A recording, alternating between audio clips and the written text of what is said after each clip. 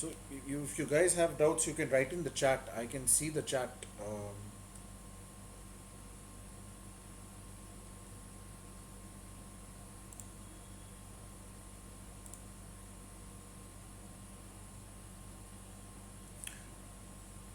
Okay, so I'll explain the visa process in general.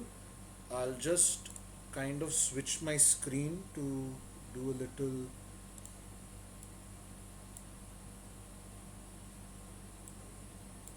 Yeah,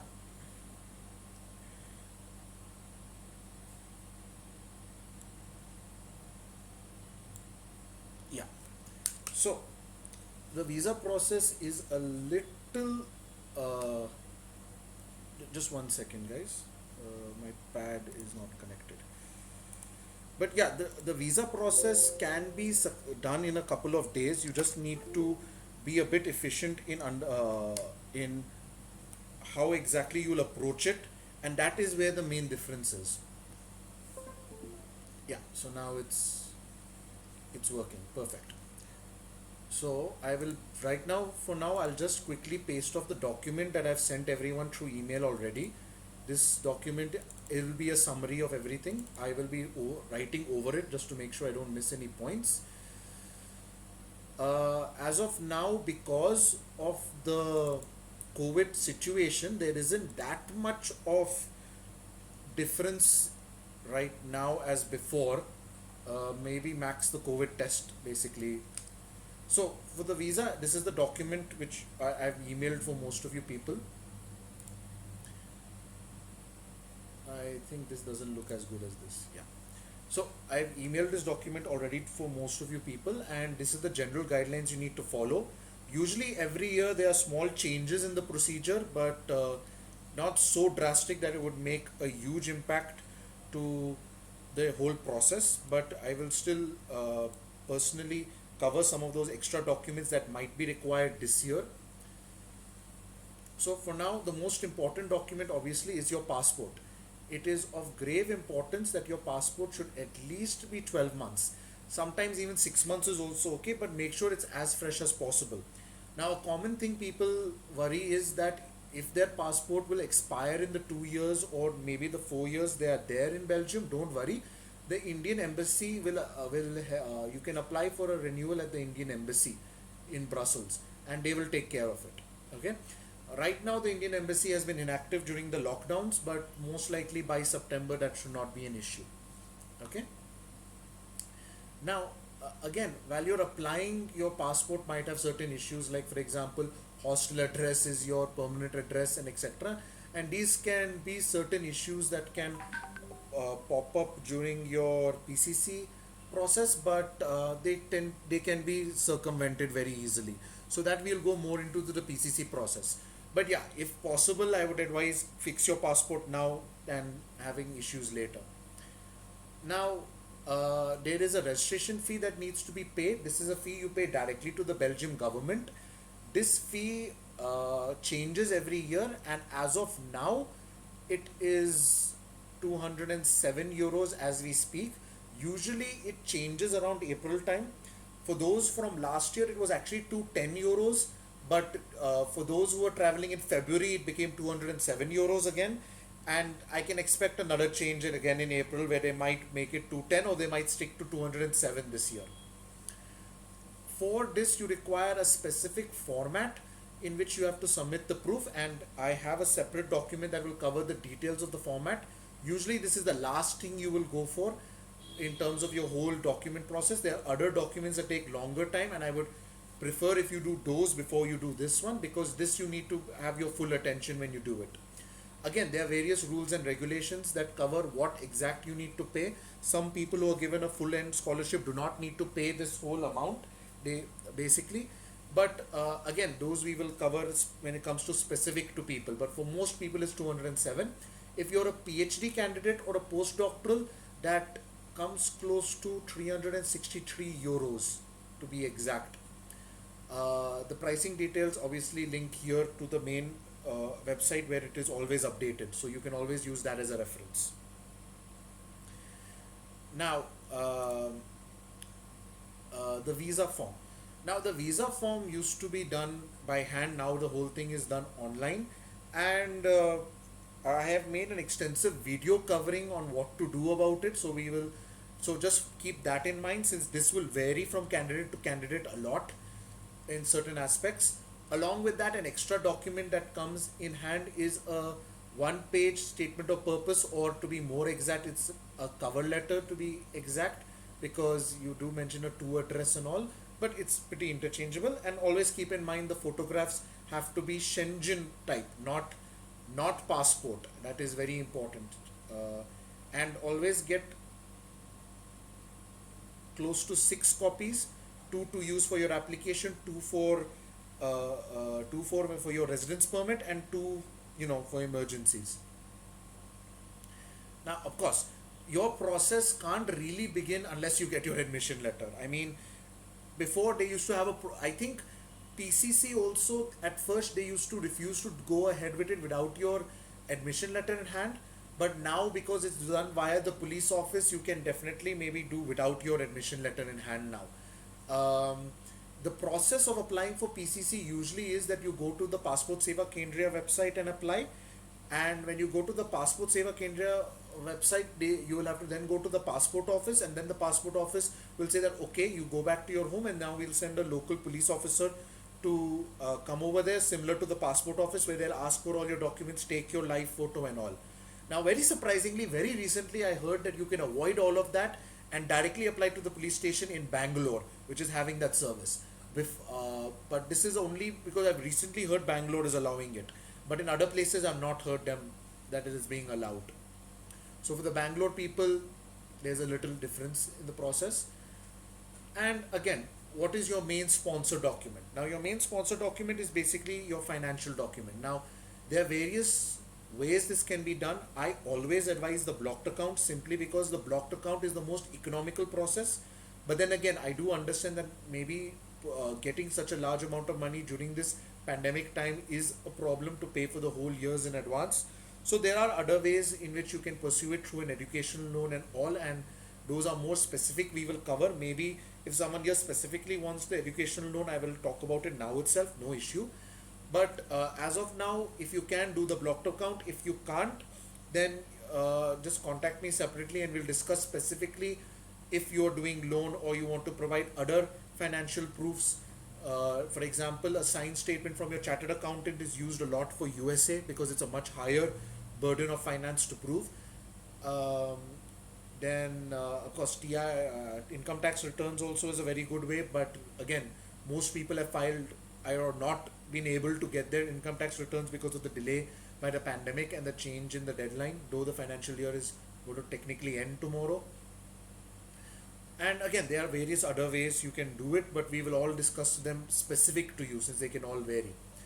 Now, the most important are the government documents, which is the attestation documents or the apostille documents.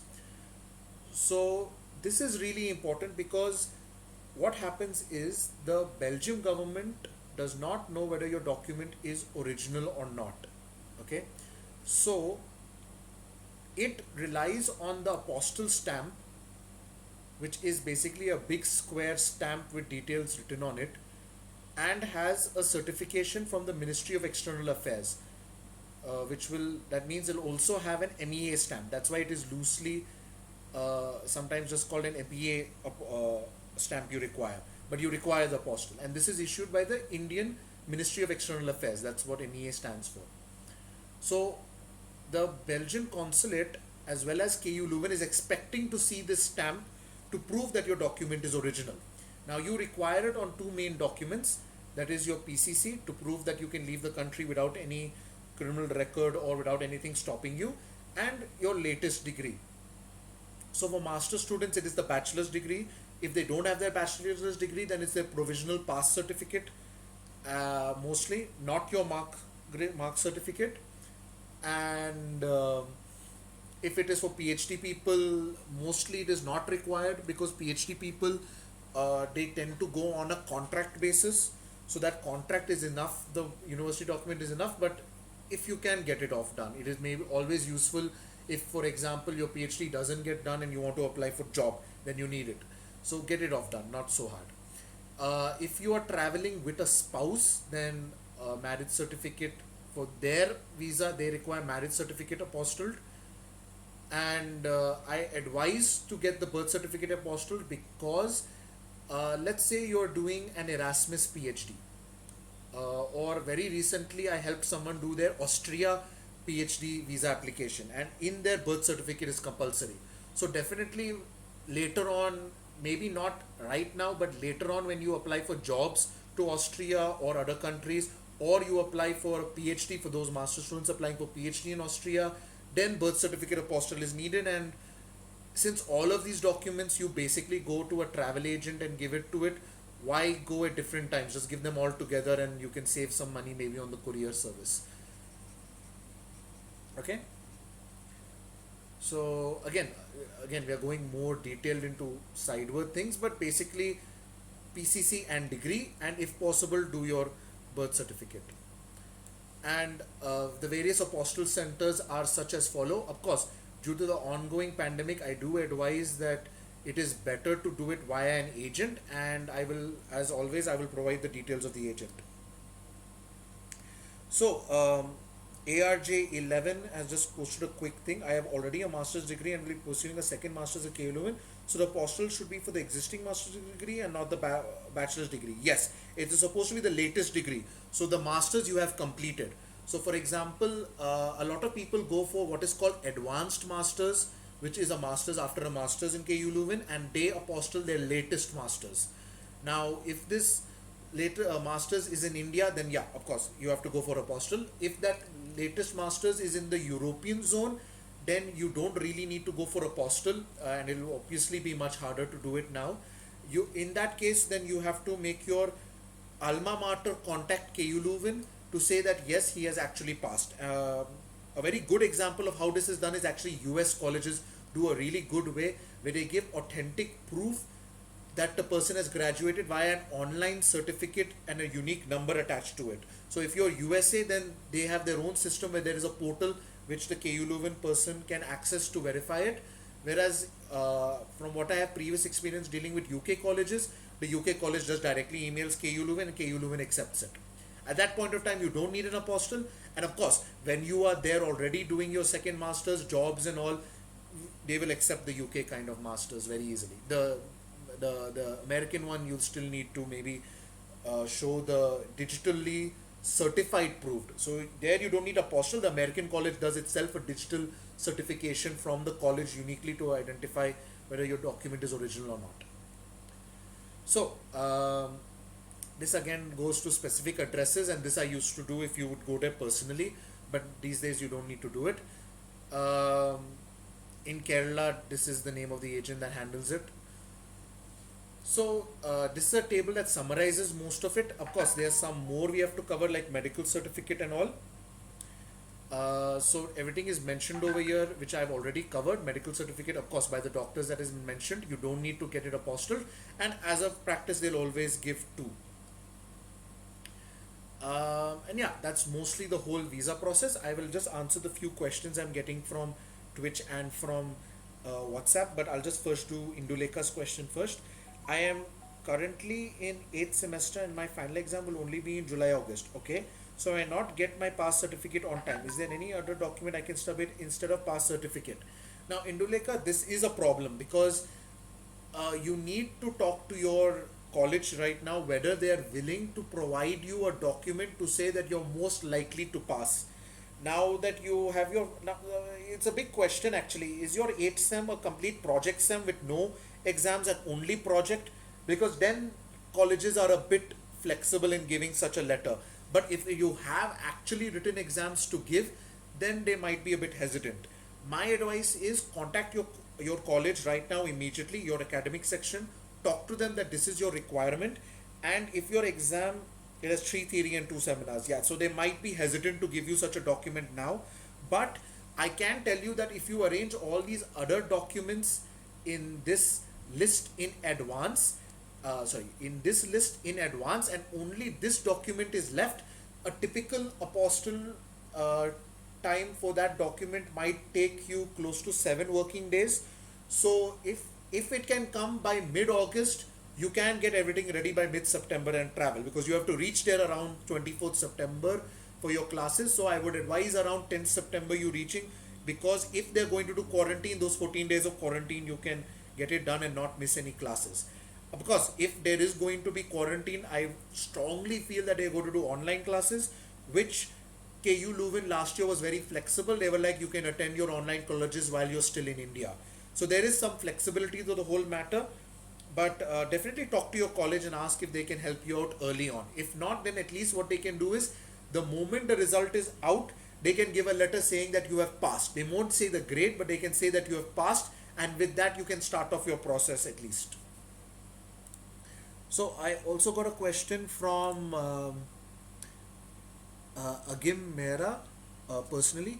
Do you know who has gotten partial tuition fee waiver? I want to confirm that it is applicable to both study years or just the first year. So scholarship, if you are given scholarship, that is a full waiver.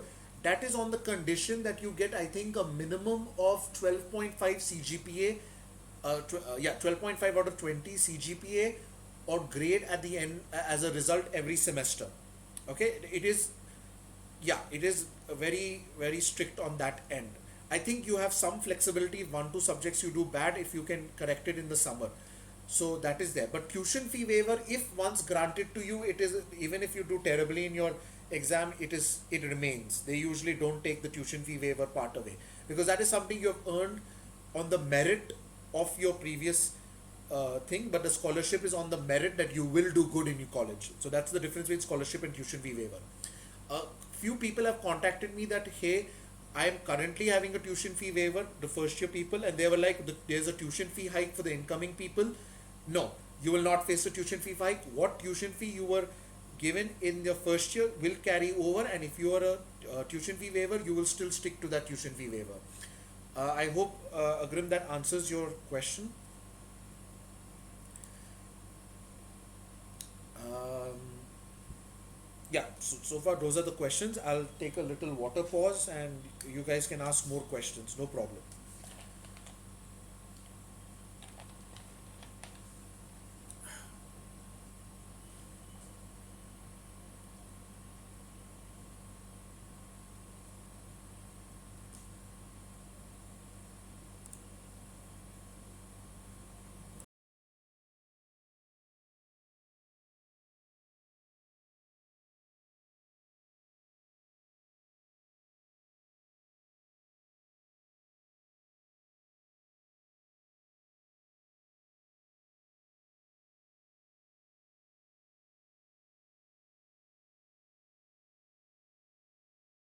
So the average visa processing time really falls on your documents actually. If all your documents are perfect and you submit, it usually takes 5 to 7 working days. And sometimes it can take 8, 9 based on the courier. Like for example, if you submit all your applications on a VFS on a Monday, the VFS might uh, take a few days to courier it to Mumbai or Delhi based on your location. So usually from your local VFS office to your Mumbai consulate, sometimes it takes 2 days up and down, and usually the consulate wraps everything up. Consulate wraps everything up within 5 to 7 working days. Now, do keep in mind that the consulate does not work on a Saturday or a Sunday, and I think whether it's Mumbai or Delhi, Tuesday or Thursday, one of those two are also off days. Again, right now Mumbai is in lockdown, but hopefully by the time you submit your application, the lockdown process won't impact it. There are some PhD people who have recently applied, and supposedly they have not faced so much problem from the Mumbai consulate. It's been within these 5, 7 working days only. So usually you can expect max 7 to 10 working days max. Actually, 5 to 7 working days, that translate to 7 to 10 days actually, because the week only has 5 working days for them mostly. Okay. um, I think I should keep these notes. If do you guys want me to like send this whole document with scribbled things, because the original one is already being sent to you? So I don't think you require it, but if you want, I don't mind doing it. Regarding the PCC, the address on my passport and my current address are different, but both of the addresses in Noida. Will they ask me to change the address on the passport? The thing is, the VFS people is not where the problem comes here. The problem comes here is, like, for example, when you go to the Passport Seva Kendriya place to ask for the PCC, they will usually check their database of your passport. Um, so when you go over there, you should inform them at which address you're currently staying. Now they will only accept two proofs that you stay at that address, either your passport or your Aadhaar card. So as long as Chetra, one of your addresses matches it, when you go to the passport office to tell to them that, yeah, this is actually the address where I'm in and this is the document proof, then they'll be like, okay, we will inform the police. They will contact the local police officer. This local police station will send local police station. That local police station will send a local police officer at the permanent address of the document you have mentioned where you are staying. That will either be your passport or your Aadhaar card, which you say very clearly in your application form.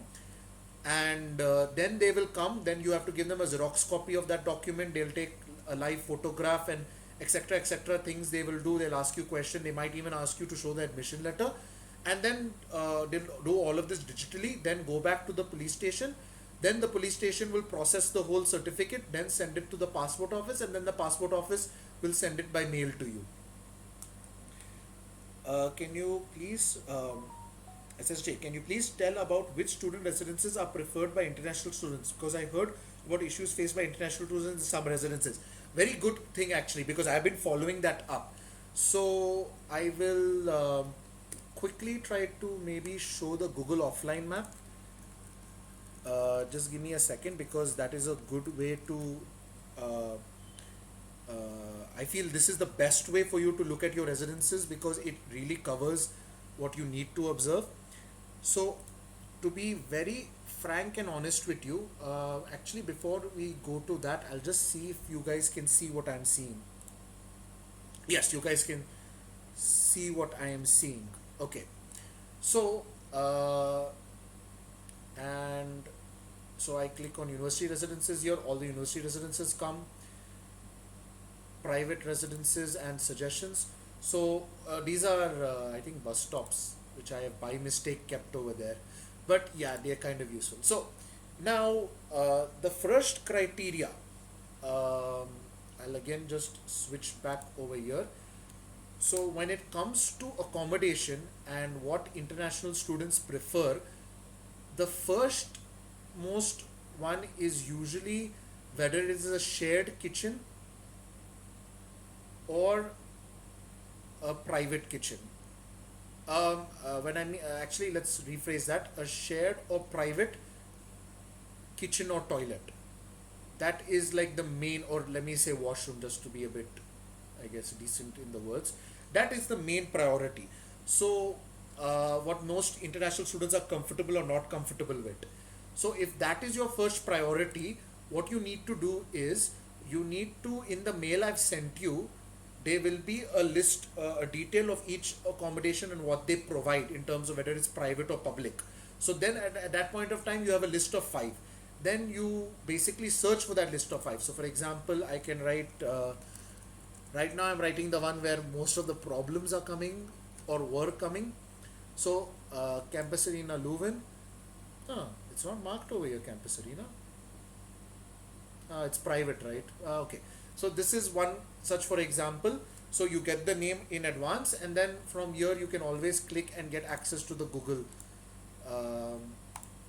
information that provides. So that is one quick way of getting direct access, because Google has already done all of this work since the offline map had marked most of the places.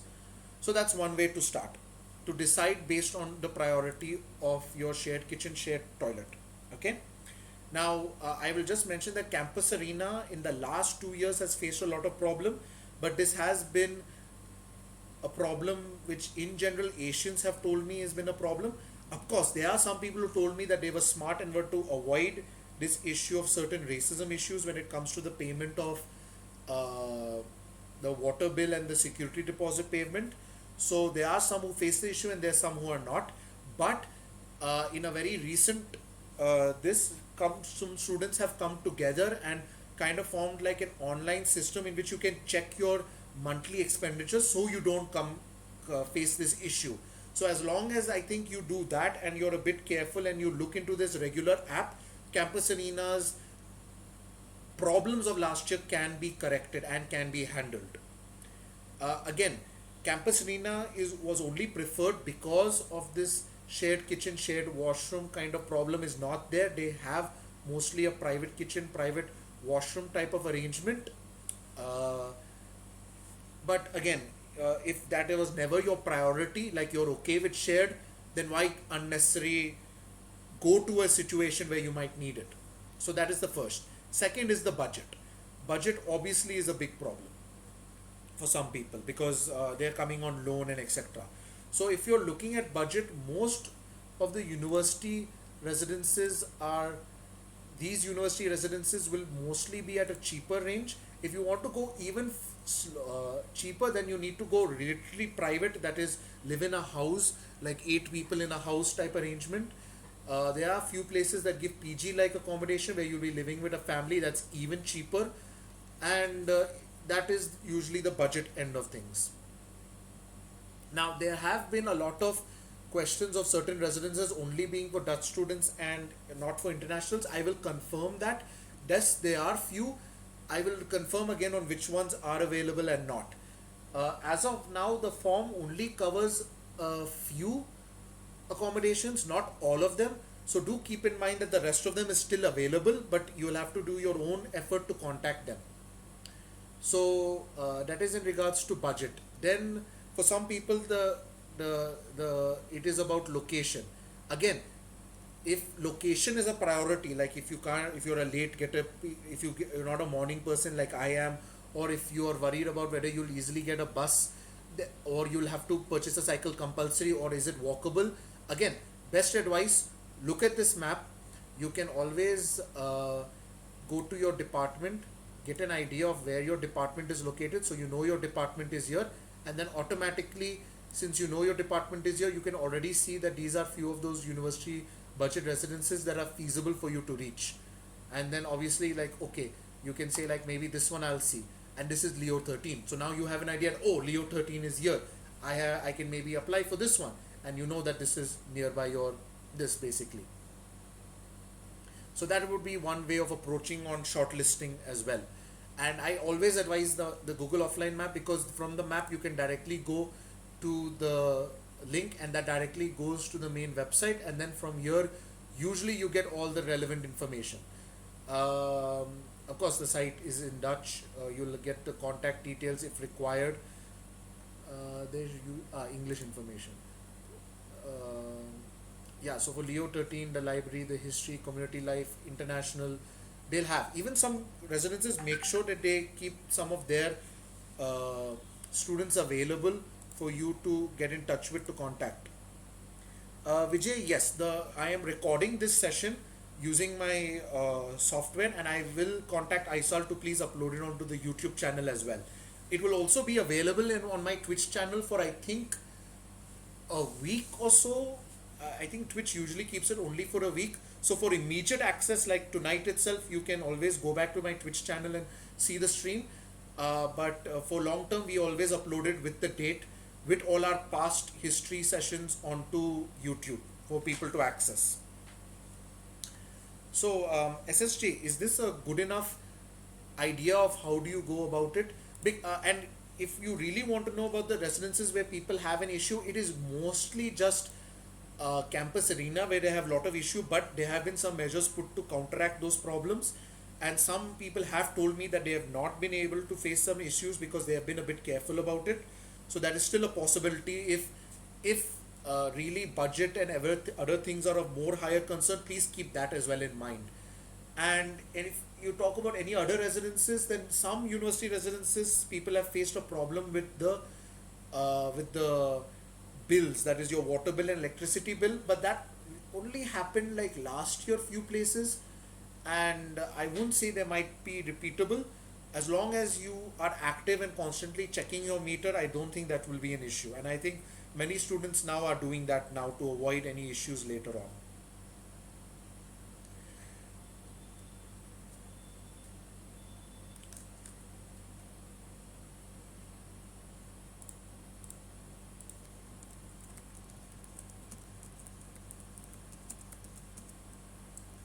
Are there any other questions you would like to ask?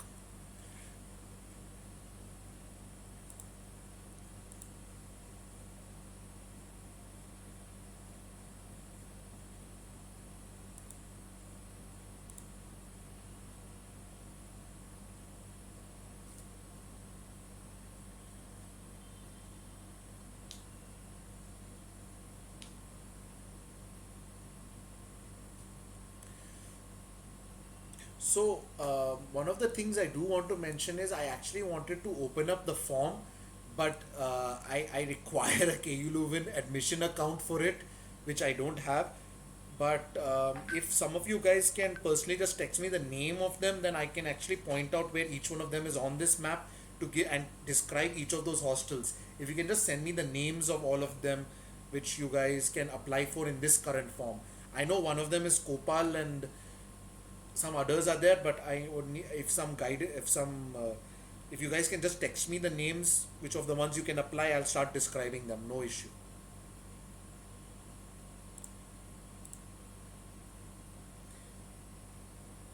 Okay, different types of accommodations. Yeah, I can cover that. So, usually university residences have most of the time a shared kitchen and shared toilet kind of single room accommodation. Most of the time, you'll find these kind of uh, accommodations available for students. And usually, each hostel has a difference in terms of the area. Usually, the minimum area I think which has to be given is 10.5 or 11 meters square, but some university accommodations will give you 12 meters square, for example, and some accommodations would have a more fancier or bigger kitchen and a bigger toilet. Some, for example, will only have 8 people per floor, 8 people per floor, and that basically translates to 8 people sharing one common kitchen and an approximate 2 to 3 washrooms and 3 to 4 showers.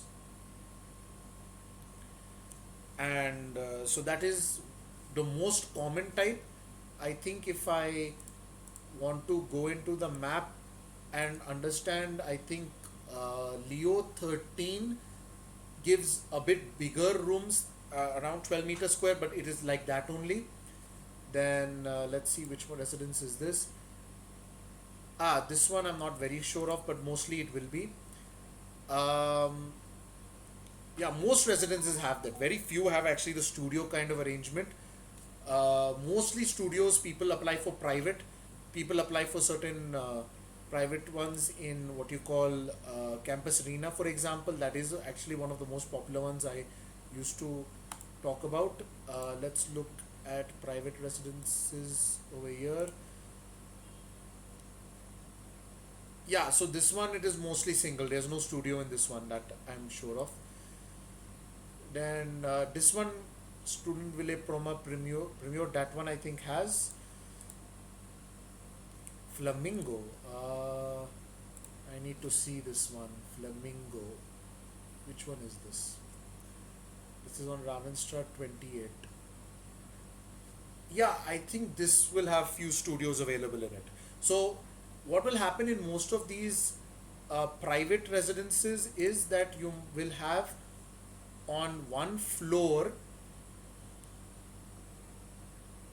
on some of these private residences, what you'll have on one floor, you will have, for example, 3 to 4 shared rooms.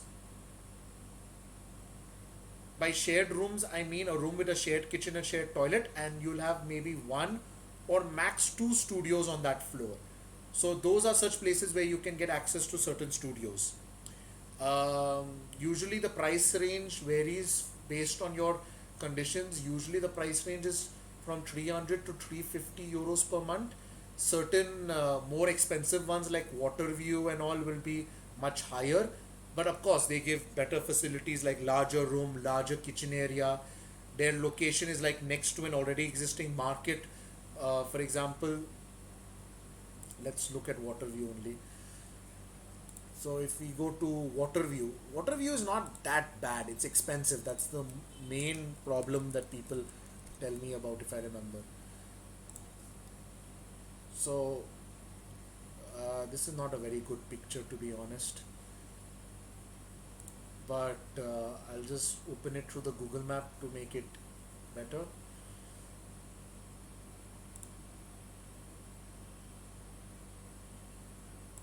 Yeah. So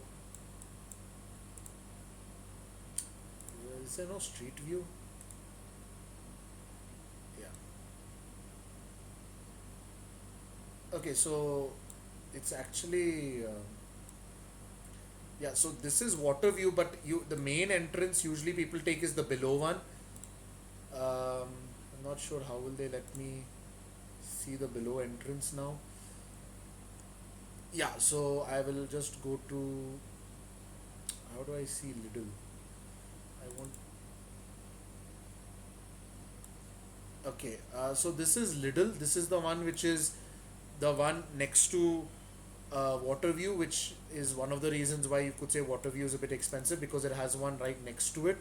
So the location adds to it. How do I go on the street?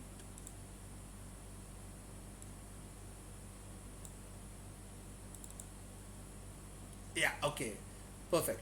So this is the street, and this will be Lidl, and your Waterview entrances are all over here.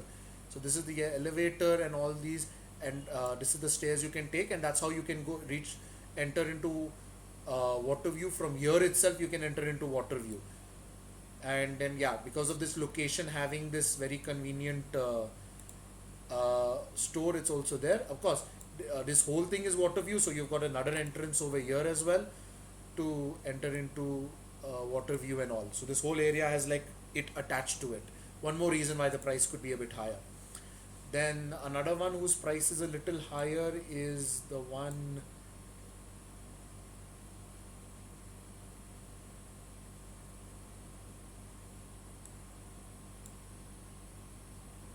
is one over here. Is this it? Studax, yeah, Studax is also another more expensive one, but then the rooms are way bigger. I think in this one you also can get hands on a studio as well. So you need to check it, but it is much higher expense than a normal one which you would pay. Again, to access all of this, we have specifically made a document uh, and send it to everyone by email. I will maybe just open off that document so that, so the thing is, you see the map, you get an idea of the names, you then go to the document to double check all the details I've mentioned about in case there are studios available, studios not, to get an idea of the price, the exact details of the price and the breakup and all, which will be basically later offered as a contract. And then you can go back to the map to check whether it matches your requirements or not. And then obviously you can always download this map on your own cell phone and keep it, and it won't require internet, and then you can make your own legend and make your own choices of what you want as your own in your own personal map. And then for example, you only keep the five you want and get rid of the rest of them. So that is possible. I was going to share that document, just one second. Annex KU and non-EA registration, luggage, medical, Shenzhen guidelines, student questionnaire, visa, holiday, Bombay, contribution, Belgian passenger, tickets. No. Huh, surprisingly, I cannot find that document, though we do send it. I'll just uh, check the Google Drive and get back to you on that. But is this a good idea of all the rooms that you have available for you, Prabhat? So, any more questions, please leave it on Twitch, WhatsApp, not Facebook, because Facebook is a little hard for me to look up. But the others definitely I am looking up and be paying active attention on.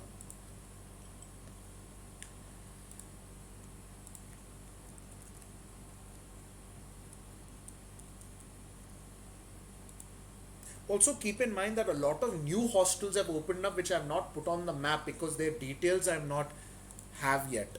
So there are some very few completely new ones which you would have not which I have not personally heard of because they must have opened up just this year.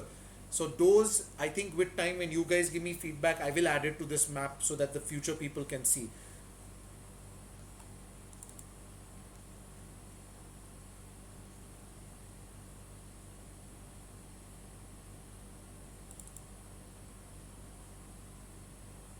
Yeah.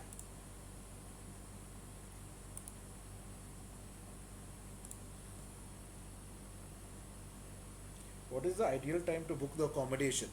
So you guys have a lot of time. That is my honest advice in regards to that. So whenever it comes to booking accommodation, because this is a very different scenario, we might expect that this pandemic might end by the time you guys go. So for previously people had to actually do everything online in advance. But to be very honest, this form has two deadlines. So you are right now in the first phase of the form, okay, and this form has a limited number. So you can, from today till your visa comes, you can keep looking, sending emails to landlords about information about their residences, their availability, and you can keep finding out more details.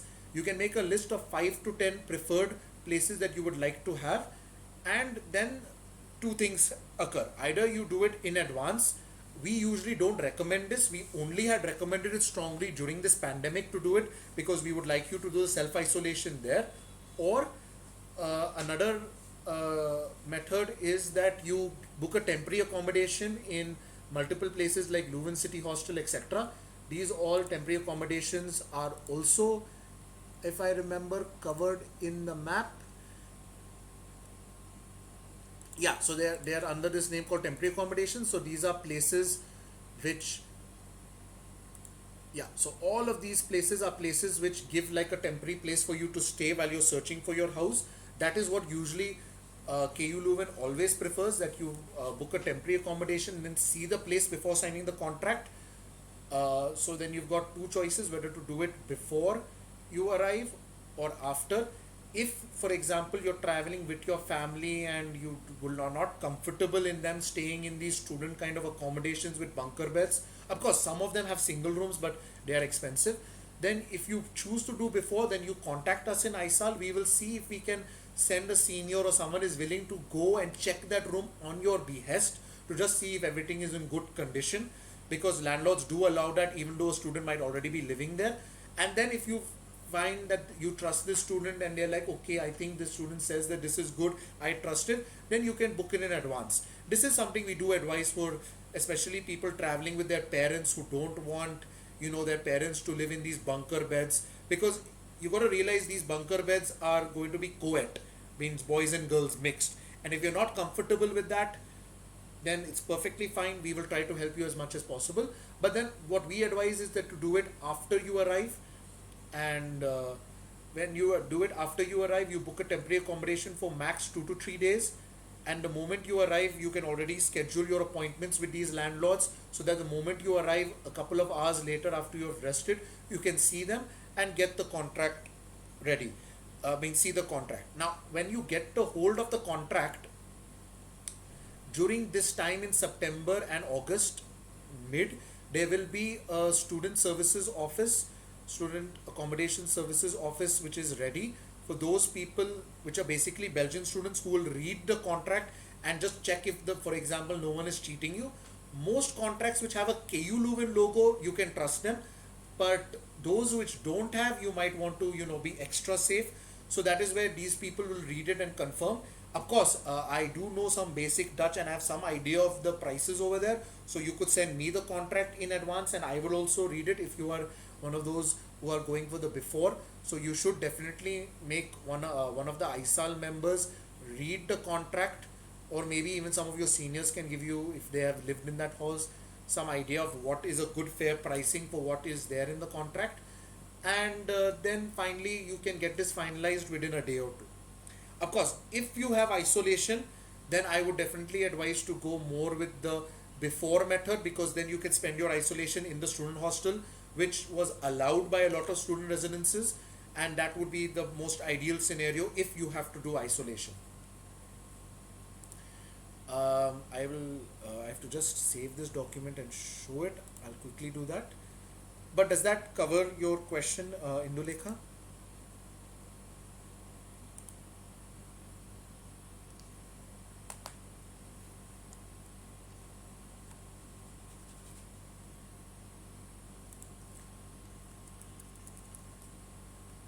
Okay.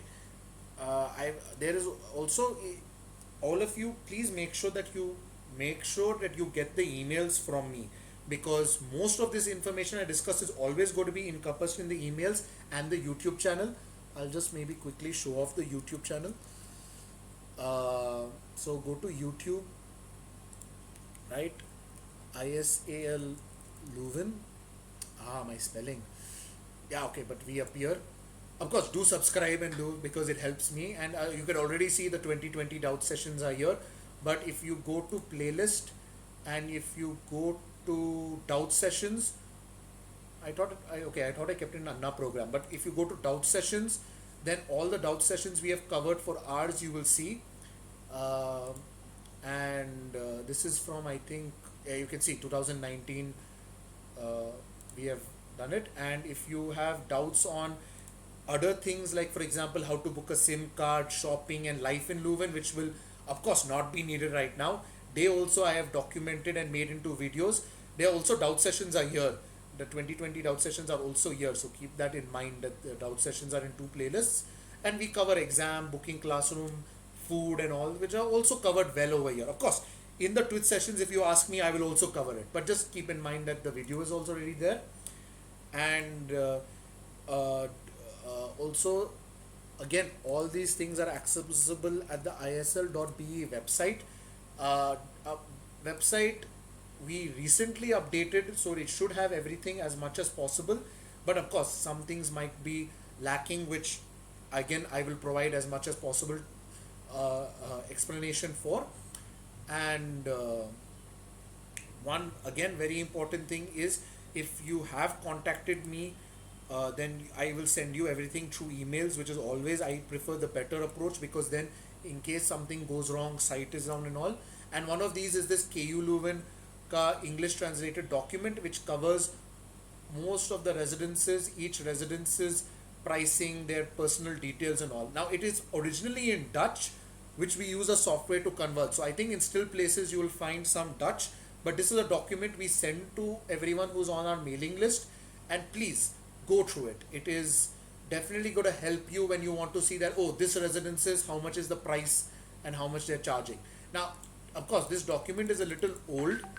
KU Leuven has not updated it a little, so the prices will be a little different, but definitely. So you can already see here that in Residence Carrel, you have 6 studios and 3 apartments. So you've got some small rooms, you've got some studios as well, you've got some doubles for those who are going with their wife.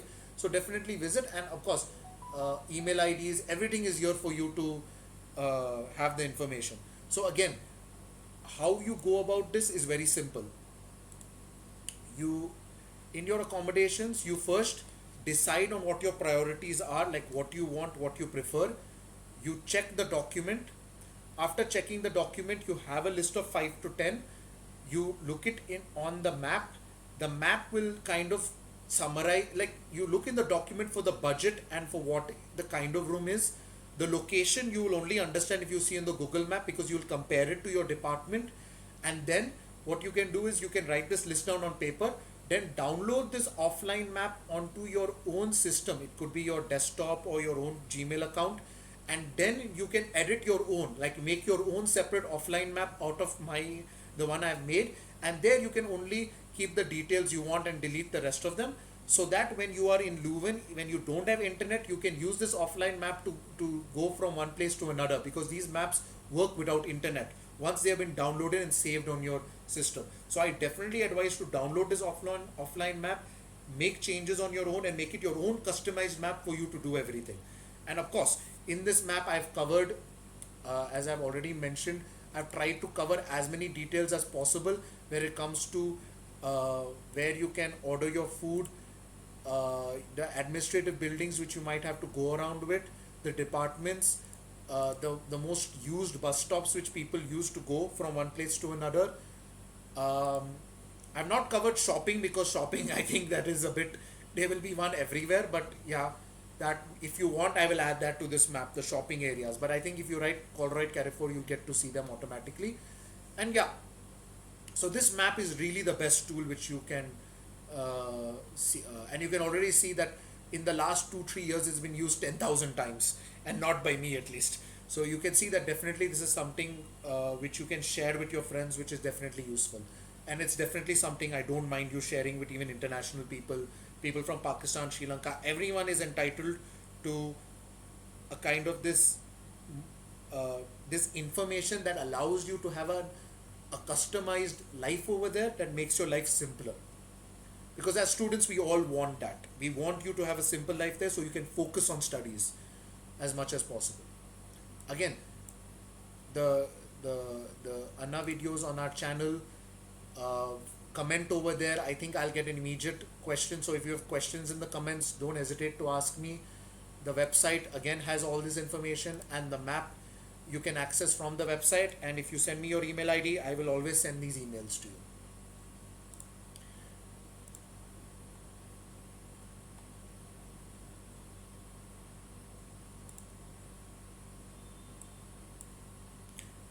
So, any further questions? You have my number. You can always contact me on WhatsApp. I am unable to see the YouTube screen. Yeah, so I'm not actually playing the YouTube video. I'm just showing the YouTube channel. So let me just check my encoder. Yeah, so this is it. Maybe if you want, I will just zoom in on the channel name. So this is Isa Lumen, and I will just do a zoom function kind of thing. Give me a second to do it because it's not. Yeah, so now I've zoomed in to the channel. So this is the name, Isa Leuven, and all the information will be available in the playlists. So I've now selected playlists, and here they are. Here, um, here you will have the doubt sessions, which you can see over here. And there is an Anna program. Just one second, I have to shift the screen for that. Yeah, so this Anna videos playlist is where you'll find all the more doubt sessions and more things like how to book stuff and everything. Okay. Uh, One second. The changed one I have to go over here and show. Okay. So that's the Anna, and this is the doubt session. Okay. And wait, I have to readjust this screen. So give me a second.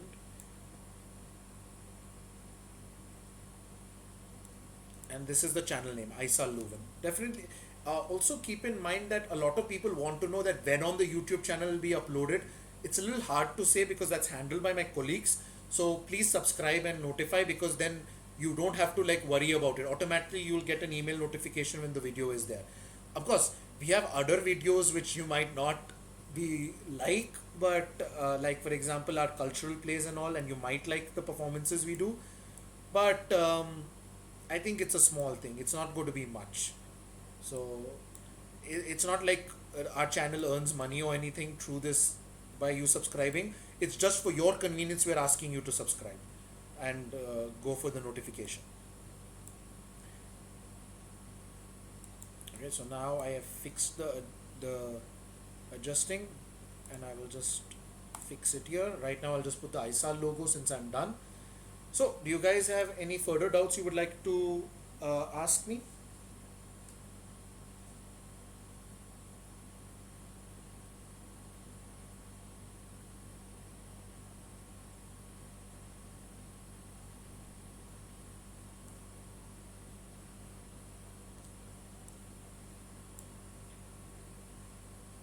Yes, thank you so much for reminding me, Indulekha. Yeah. So, some of the, I forgot to mention this in the visa process. So, in the visa process, we are expecting that maybe some changes might be required when you start applying over time. Because right now, for the February people, they weren't asked for it. But the problem is, you will have an issue with the flights. So, for example, some flights make it compulsory for you to 2 days before your flight to show a COVID test, a negative COVID test result. 2 days before your flight, you need to show, and it might not be required for your visa, but then it might be required for your flight. But I have certain places like Austria and all are starting to ask a negative COVID vaccination this or a COVID negative test in the process of your visa only. So this is something we will see, but it can be a document that can be required for those people who are applying either was in August or as we've discussed, the number of days it takes is not so many. Okay, I've erased that. So the number of days it'll take you to get your documents is maybe 20 for the PCC, which is very important, and for processing might take 5 to 7 5 to 7 working days. That might translate to 7 to 10 days. So as long as you can match this time, then people can even apply in June and July. So hopefully by then, I'm hoping you guys can, the vaccine will be open to most of you, and then you'll get your vaccination certificate from the government, and that is enough for satisfying the flight people, for satisfying the visa if they insisted in the visa. But so far, they have only asked for a negative COVID test, which is kind of already being handled by your medical checkup. So when you go for your medical checkup, most of the doctors will say that I also want to do this negative COVID test. So that's kind of being covered in the medical certificate actually. But maybe for your flight, they might insist on the vaccination certificate as well with due time. So we will look into that. And the moment I get to hear anything about it, I'll let you guys know about it. Very good question, actually. I was wanting to cover that actually today. That for some of the people I've helped with the Austrian visa, they have asked for a compulsory COVID test. Not only a negative COVID test by the flight is being asked, but for the visa itself, they had asked, Austrian embassy had asked for proof that you that means not COVID vaccine, a COVID vaccination test results from the diagnostic center was asked, which is not a part of the medical certificate, but they are being clubbed and said as medical certificate. So that could be asked by the Belgium embassy, and if anyone has been asked, I'll immediately let you guys know about it.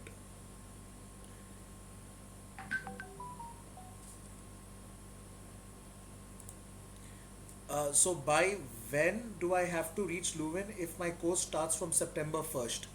So the thing is, if your course starts from September 1st, and this is usually the case, I think, for bachelor people or for those who have a pre-preparatory course, even some who in Ghent University will have a pre-preparatory course for certain subjects.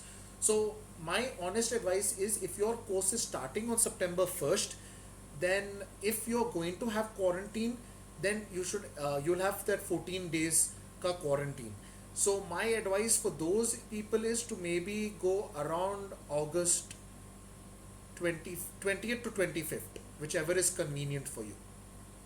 And yeah, so you can do your quarantine and then immediately start your classes. Now, but you have to be clear, because September 1st, if you're going to have offline classes, then well and good. You can do that during your quarantine, and you can do that during India. But if it's going to be physical, then obviously you need to come earlier if that quarantine of 14 days is there. So that's going to be close to 15th. Now, for the visa process, you don't need to have tickets. So keep in mind that you can still proceed with your visa. After getting your visa and getting more clarity about these classes, then go for your tickets. But I always advise to get air tickets a minimum of 3 months before the day you want to reach, because that is when the prices are low. The moment you cross the 3 months, it comes out of experience that it can cost you more. Uh,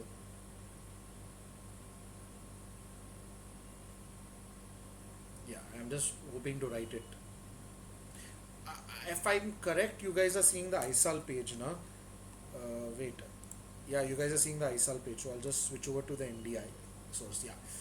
So usually 3 months before flight tickets, and for those people who are in the MS in KU Leuven group, uh, I will show you the statistics of last year of what flights people took.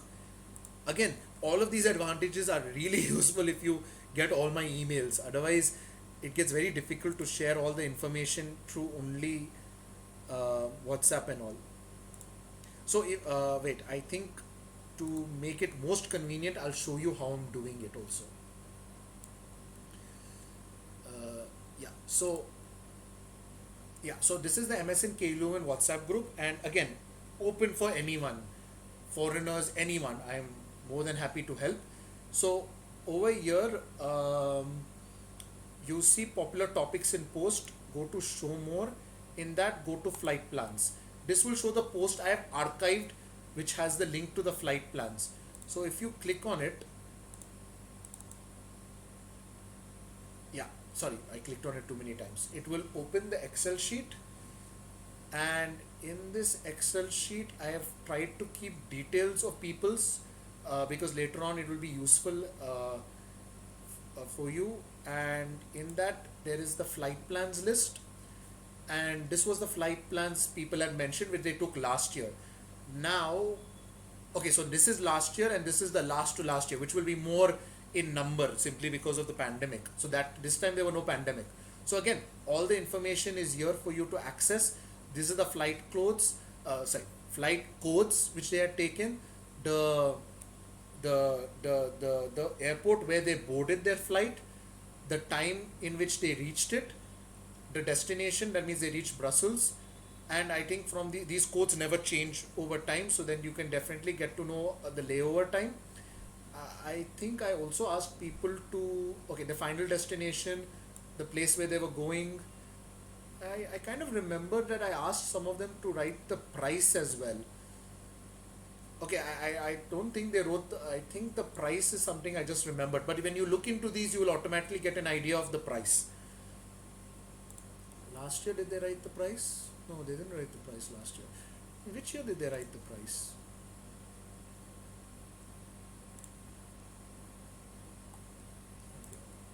So yeah, but this is the statistics, and it's always useful to have those statistics with you. I think price, I remembered because I'm worried that the prices kept changing every few years. Yeah, and the price varied whether you took it 3 months before or 3 months after, yeah, that deadline. So maybe that's why the price was not helping out so much. But you can always look it up. I think Air France is pretty decent in price. Finnish Airways was very cheap as well, I heard.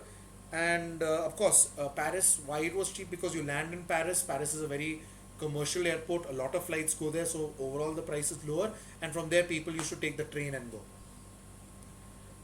The booking is also done via there, via the Air France website. So I hope that covers flights and how to look into it, Yagnita.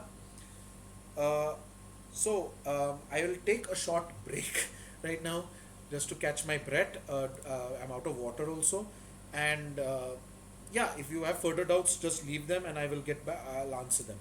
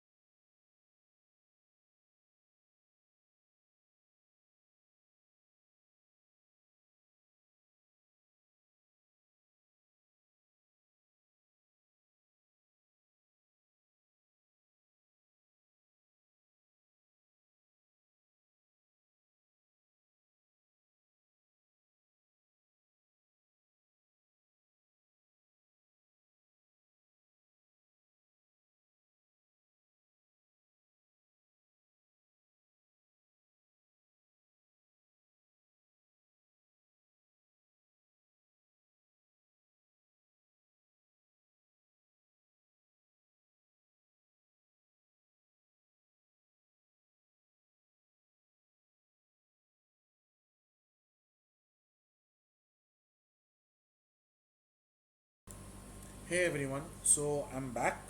Um, I get so there are no questions which I'm seeing on the WhatsApp or the Twitch thing. I usually used to play music at this time, but I'm now worried because Twitch, you know, they have some copyright issues. I don't know why they have issues with everything.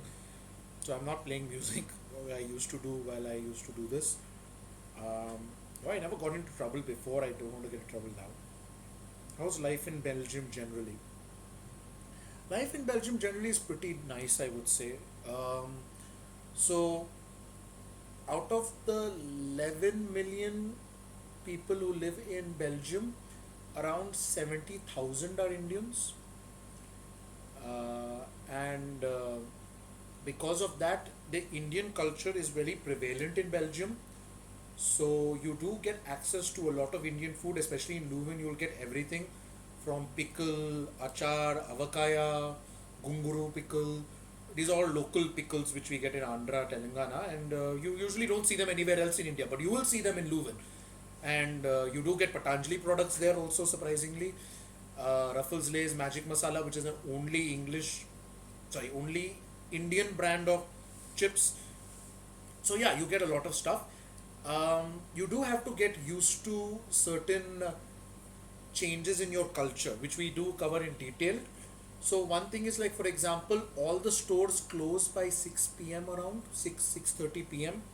So you have to be used to like doing your shopping in advance, like think and do shopping. Supermarkets, like the really big ones, go up till maybe 8:30 ish for you to buy groceries from, but after which everything closes. And then you've got what is called Nachtwinkels.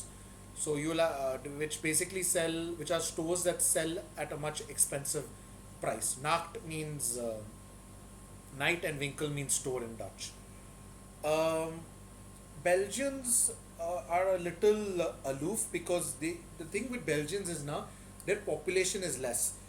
They grow up with the same circle of friends from kindergarten all the way to university. So they also are not very open with other Belgians from another town they didn't grow up with.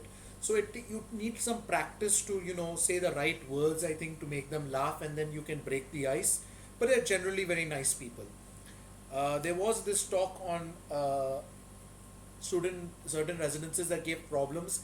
There haven't really been many issues of racism in Leuven, only recently in one or two places.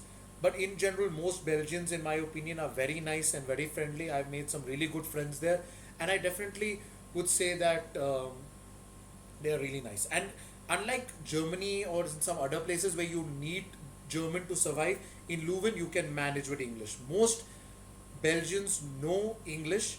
The only problem is it's so natural for them, they don't realize it, and when they are speaking English, they'll switch to Dutch, they won't realize it. So sometimes they actually apologize for switching over to Dutch when they're talking to you, but they can't help it. It's just their natural way of talking. Like they've always talked in Dutch all the time, and just they talk in English only because you're around. So they don't realize it when they switch. So they're very nice people, in my honest opinion. Um, you might have to get used to the climate. So the climate in Belgium is like 3 months of summer, and by summer they mean like 20 degrees centigrade, which is pretty much my winter in Hyderabad. Uh, just try to be funny.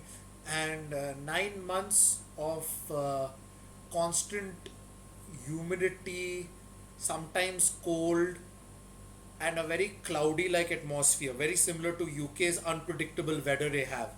So you might not like the climate that much, but you can kind of adjust to it. I think for now this is enough. I would like you guys to more focus on visa, but Belgium is not bad.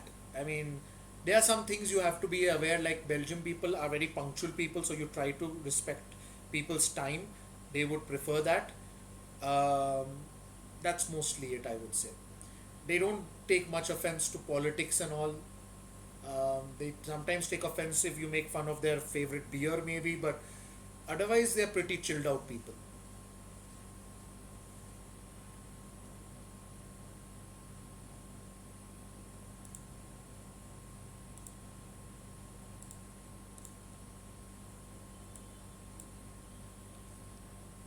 Any other doubts you guys have?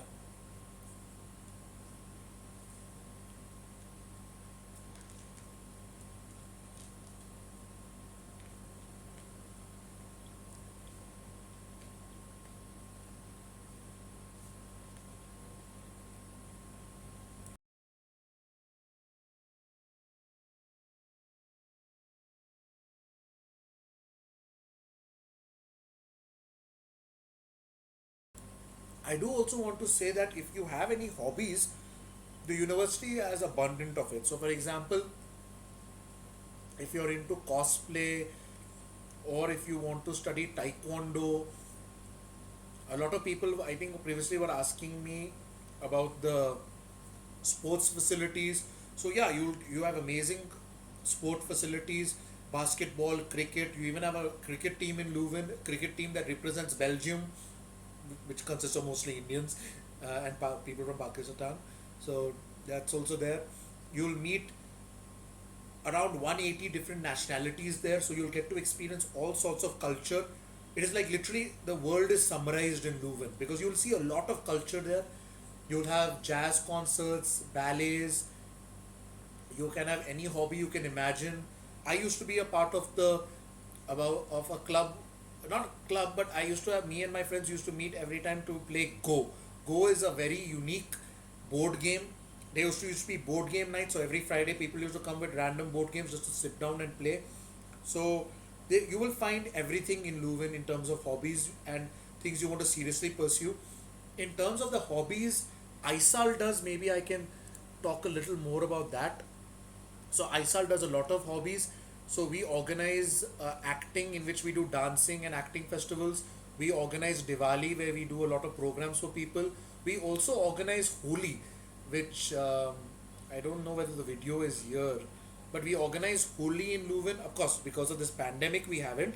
But we also organize Holi and many activities because we know that the students, many of them, this is the first time being so far away from home, and if not from home, far away from an Indian kind of subculture.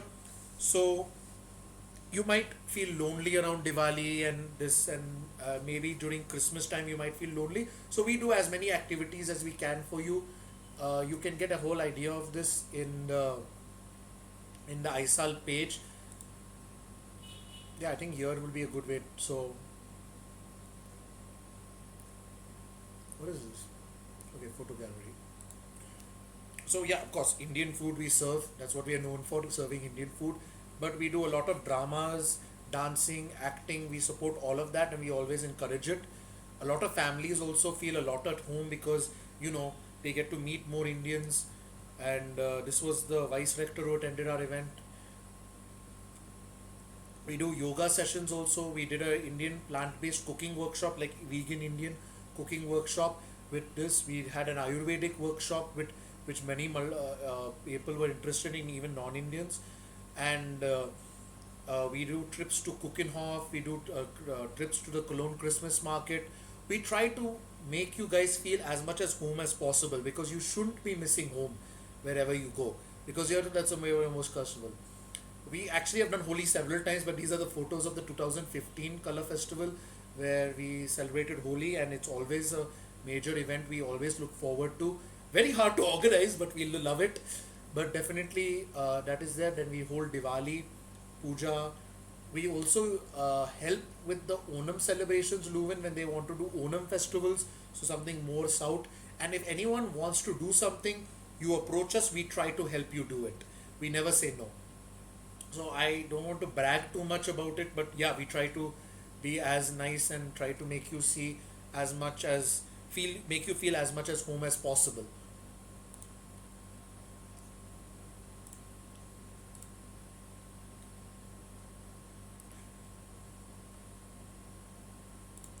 Yeah.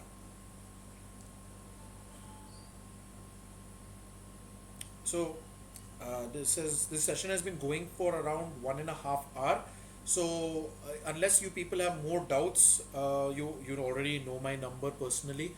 If there's someone new coming here, you can always WhatsApp me on +917093310924. Always WhatsApp me. I will always dedicate some time to either call you back or help you out. You could be someone who is maybe thinking, I want to apply to KU Leuven next year. Feel free to contact me. Even if, for example, you don't end up in KU Leuven, we have always helped students when they were applying for other universities, whether it be in Europe or not. We always guide them because the process for Belgium is the most complicated. But let's say, for example, it's similar to the process of Italy, for example. much more complicated than the German process. And I just, as I've mentioned several times, I just recently helped a person with his Austrian visa. So we are doing, this is something we do to help students, not necessarily only the students coming to KU Leuven. Though contractually they are kind of have to do that only, but we help people whoever needs it. Okay. So again, I'm going to just leave this on for some 5 minutes, and if no new questions come, I we will say we will close. We will try to wrap up this session.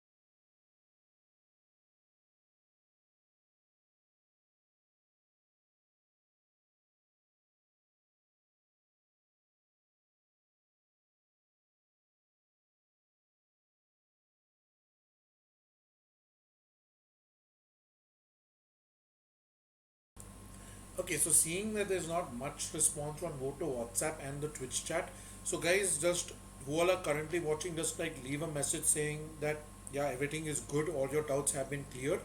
And if I see a few people already saying that they are happy with so far what is done, then I'll close off the session. And I'm sorry if this was very last minute. I will try to do a Facebook publicity a little better so that you guys can, get uh, more time to know that this event is happening, and I'll try to do handle the technical problems I faced today. Plus I had another meeting that actually took my lots of my time. It was supposed to end at 5, but it went all the way till 6. So I'll try to plan it out better and keep it more in the evening. I'll also try to do more on the weekend because quite a few people told me they wanted to join, but the weekend is a better time than this. But my weekends are usually jam packed, but I'll make time the following weekend for it. Yeah, so one of the questions I've just got is that the KUL website admission says that the visa process started only before 3 months of arrival. Yeah, because the thing is now, when the maximum time that a visa can take is 3 months. Like if your documents are flawed, if there's some mistake in your documents, and then because of that they're like, is this person actually going there for studies or is there something else, they will send your document to Brussels. Now that also doesn't really take 3 months, that takes 1.5 months to be honest. But the worst scenario is the 3 months. That's one thing.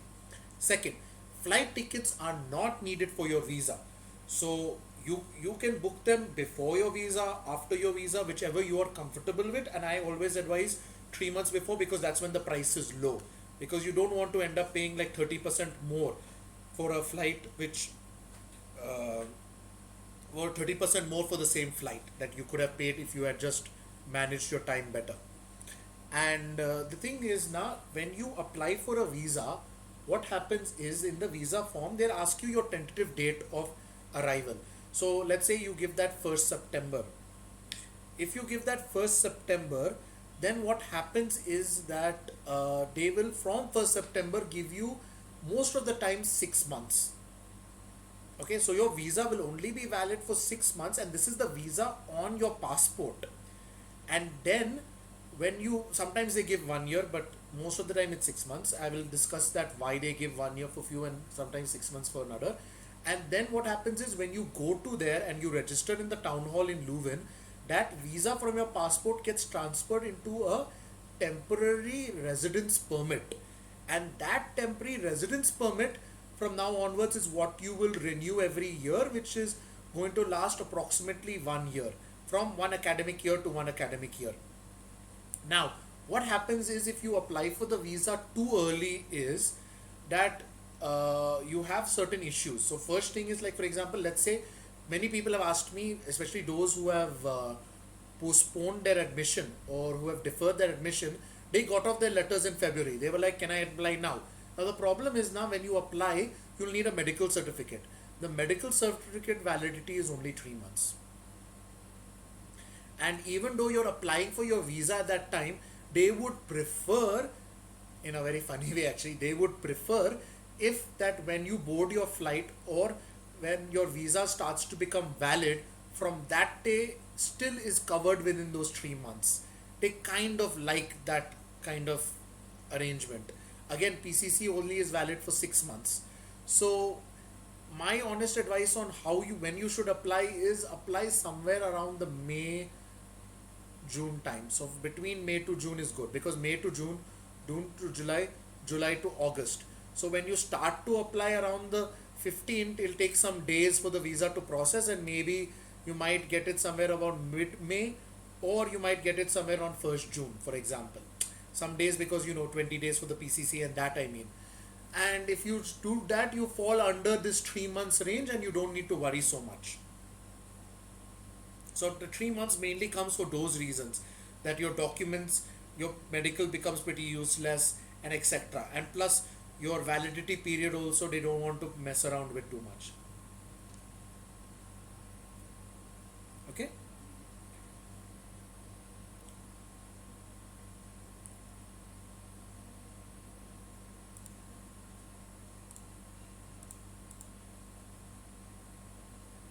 All right.